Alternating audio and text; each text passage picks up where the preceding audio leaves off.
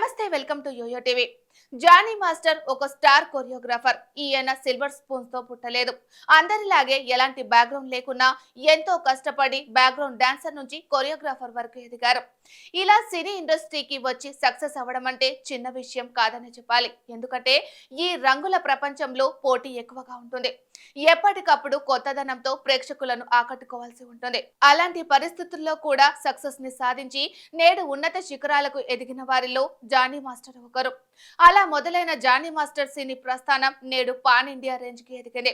Star హీరోలందరూ Johnny master ని తమ సినిమాలకు పెట్టుకుంటూ ఉంటారు. ఆయన అద్భుతమైన ప్రతిభని గుర్తించి భారత ప్రభుత్వం 2 సార్లు నేషనల్ అవార్డు ని కూడా అందించింది.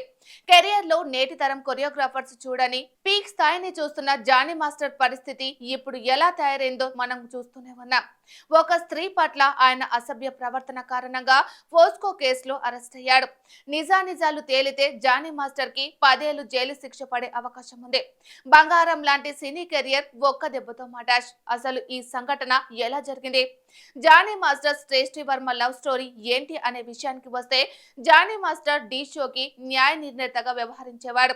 ఆ షోలో ఒక కంటెస్టెంట్ గా అడుగుపెట్టింది శ్రేష్ఠి వర్మ. ఆమెని చూసిన తొలి చూపులోనే జానీ మాస్టర్ ప్రేమలో పడిపోయారు. దాంతో ఆమెని తన టీంలోకి తీసుకొని సుమారుగా 4 ఏళ్ల వరకు అసిస్టెంట్ గా పెట్టుకున్నాడు. ఆ అమ్మాయి మీద ఇష్టంతో ఎలాగో అలా ఆమెని దగ్గర తీసుకున్నాడు. కానీ వీళ్ళ మధ్య ఏదో సంఘటన జరిగింది. శ్రేష్ఠి వర్మ జానీ మాస్టర్ కి బ్రేకప్ చెప్పి ఆయన టీం నుండి బయటకు వెళ్లిపోయింది. అక్కడితో జానీ మాస్టర్ ఆ అమ్మాయిని వదిలేసి ఉండుంటే ఈ రోజు ఇంత దూరం వచ్చేది కాదు. కానీ జానీ మాస్టర్ ఆమెని వదలలేదు. పెళ్లి చేసుకోమని వేధించేవాడట. ఆమెకి పెళ్లైన విషయం తెలిసినా కూడా ఇలా ప్రవర్తించే లోపు ఆ అమ్మాయి విసిగిపోయింది. శ్రేష్ఠి వర్మ ధ్యాసలో పడి జానీ మాస్టర్ భార్య ఇలాగే వదిలేస్తే పిచ్చోడు అయ్యేలా ఉన్నాడని ఆయనకి మద్దతుగా నిలిచి శ్రేష్ఠిని పెళ్లి చేసుకోమని బలవంతం చేసేదట. ఇక టార్చర్ ని భరించలేక శ్రేష్ఠి వర్మ ఇండస్ట్రీ పెద్దల సహాయంతో పోలీస్ కేసును నమోదు చేయించింది. దీంతో జానీ మాస్టర్ కి ఇలాంటి పరిస్థితి ఏర్పడిందని అంటున్నారు. ఇదే కాకుండా ఈ ఇద్దరికి సంబంధించిన మరో స్టోరీ కూడా ప్రచారంలో ఉంది. ఇద్దరికి నచ్చే రిలేషన్ లో ఉన్నారని అంటున్నారు. అయితే జానీ శ్రేష్ఠికి ఎక్కడ చేరిందనే విషయానికి వస్తే, జానీ శ్రేష్ఠికి నటి కావాలని ఉందని తెలుసుకొని యదా రాజా తదా రాణి సినిమాలో తాను హీరోగా చేస్తూ శ్రేష్ఠికి హీరోయిన్ ఛాన్స్ ఇచ్చాడు. ఇదే క్రమంలో ఆమెకు పెళ్లయింది.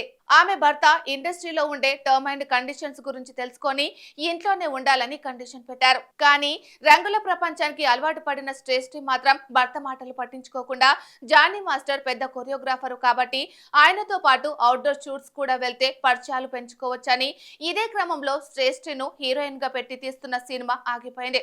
ఆ తర్వాత కూడా జానీ మాస్టర్ హీరోగా 5-6 సినిమాలకు సైన్ చేశారు.